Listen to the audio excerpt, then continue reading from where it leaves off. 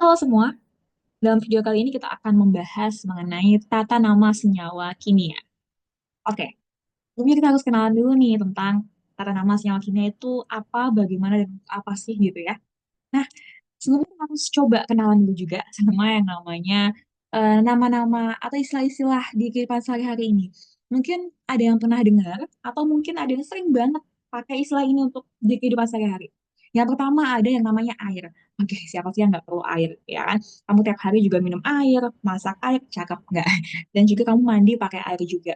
Nah, air ini ternyata punya nama kimia loh. Ternyata apa ya? Nama kimianya. Nama senyawa kimianya adalah dihidrogen monoksida dengan rumus kimia H2O. Itu kan kamu nggak mungkin kan beli air di warung bilang, Mas, beli dihidrogen monoksida. Itu nggak lucu banget ya. Nah, kenapa sih kita pakai nama-nama sehari-hari ini? Nama air, cuka, garam dapur, dan seterusnya ini adalah nama dagang atau nama pasar yang untuk bisa bikin orang-orang awam yang mungkin nggak pernah belajar kimia atau mungkin yang memang nggak perlu banget ilmu kimia di sehari-hari untuk bisa juga menggunakan menyebutkan ya zat-zat ini dengan nama yang lebih umum untuk orang awam, yaitu dengan nama dagang. Ada air, cuka, garam dapur gitu. Nah, kalau cuka mungkin kamu yang suka makan bakso pakai cuka, atau mungkin ada yang suka masak pempek terus dikasih cuka gitu ya, atau mungkin yang suka bikin-bikin menu-menu yang lainnya yang perlu cuka, pasti kamu sering pakai. Tapi pernah nggak sih kamu tahu nama kimianya itu apa sih?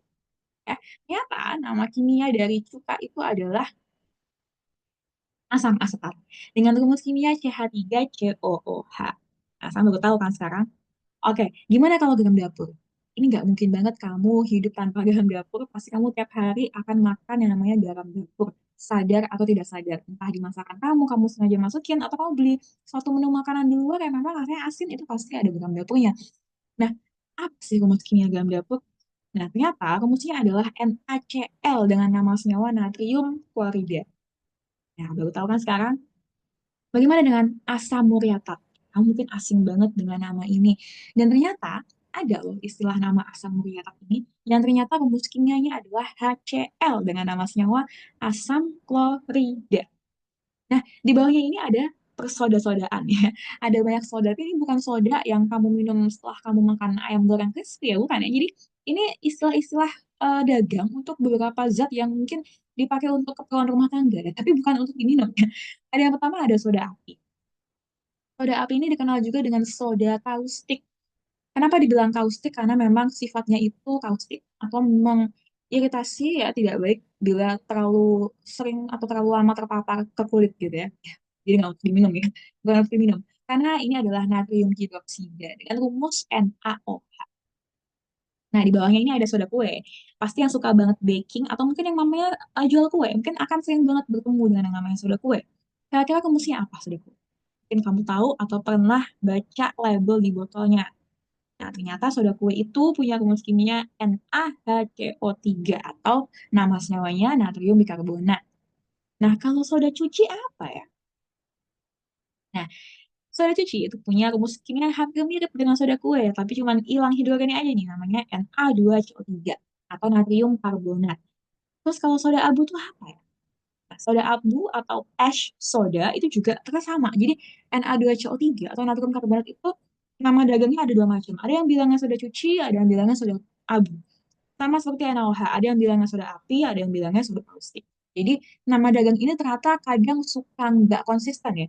Mungkin orang di daerah sana nyebutnya soda cuci, tapi di kita bilangnya soda abu. Ya, kita nggak pernah tahu. Mungkin ada juga nama-nama lain yang kita mungkin belum tahu. Ada istilah-istilah khas di setiap daerah gitu ya. Nah, terus gimana dengan yang lainnya? Nah, kita punya istilah baru juga nih. Ada namanya air keras. Mungkin yang suka nonton berita kriminal. Pernah nggak kamu nemu berita kriminal? Seorang lelaki disiram dengan air keras hingga mengakibatkan luka yang cukup serius dan harus Nah, segala macam itu ya, pokoknya bisa dilanjutkan sendiri ya. Ada banyak banget kasus di mana orang itu tanpa tidak bertanggung jawab gitu ya, menggunakan air keras ini untuk menyalahkan orang lain.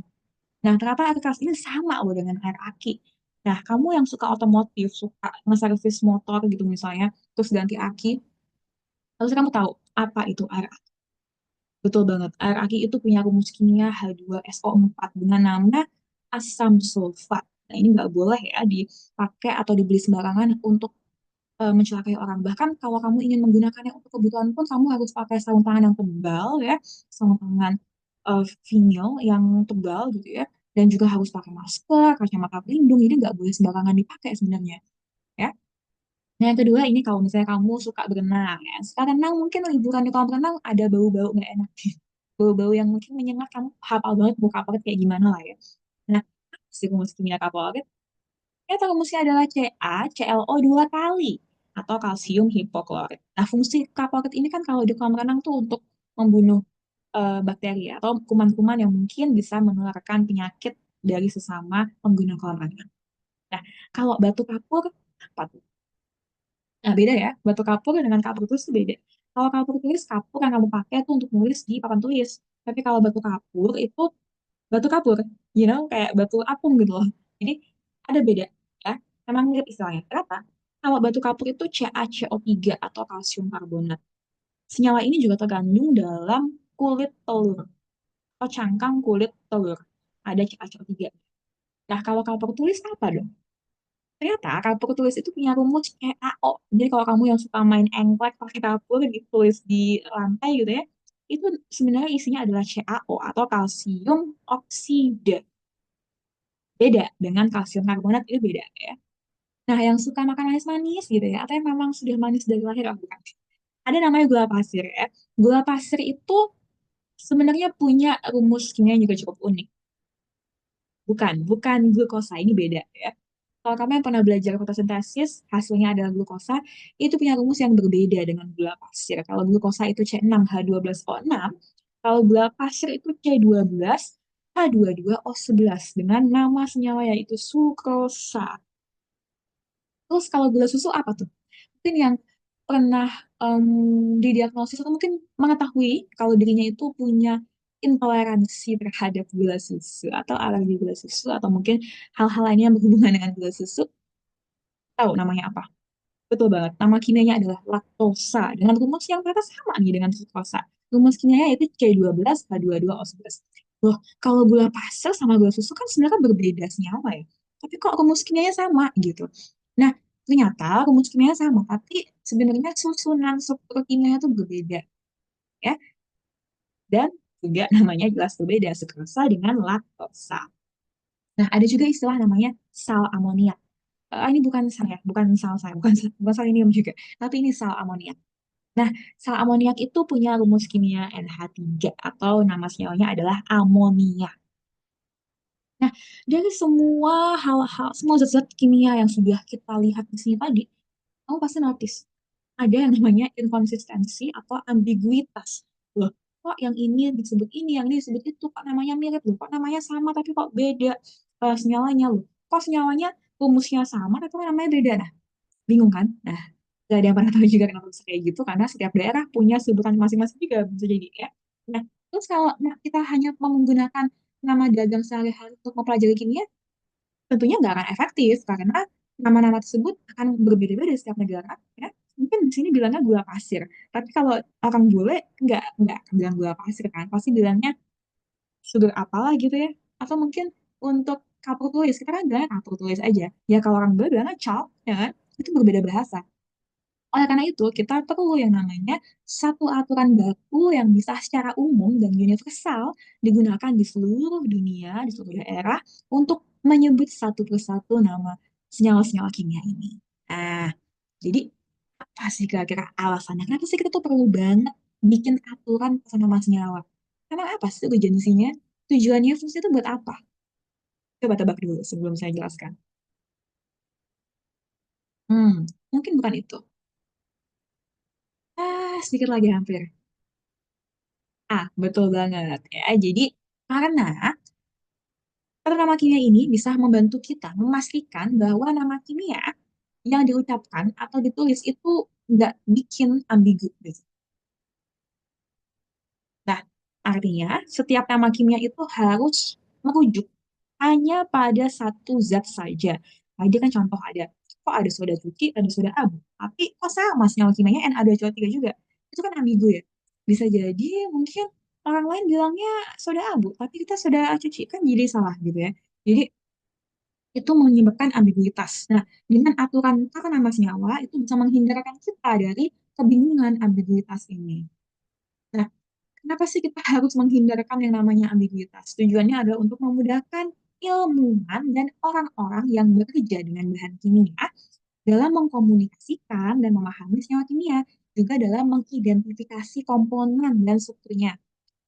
Gak harus ilmuwan, kamu juga harus belajar ini ya. Kenapa? Karena ketika kamu nanti menghitung suatu hasil percobaan eksperimen kimia, ya kan kamu perlu banget tahu dong strukturnya seperti apa, sifat dari senyawa ini apa, itu bisa kita ketahui kalau kita tahu namanya. Tapi kalau namanya nggak sama, kamu nyebutnya A, saya nyebutnya B, gimana kita bisa menganalisis senyawa tersebut?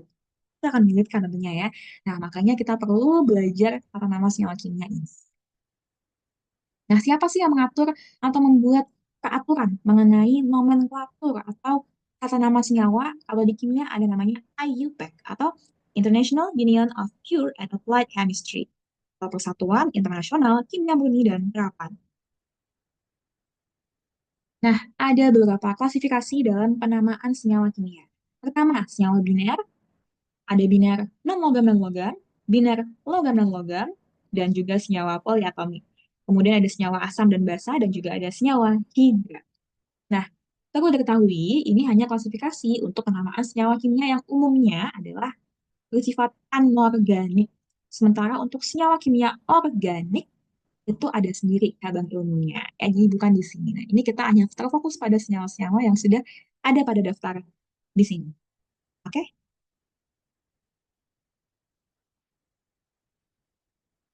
Nah, kira-kira intro kita sampai sini dulu. Video berikutnya kita akan nanti belajar mengenai senyawa yang pertama, yakni senyawa biner. Sampai jumpa di video berikutnya.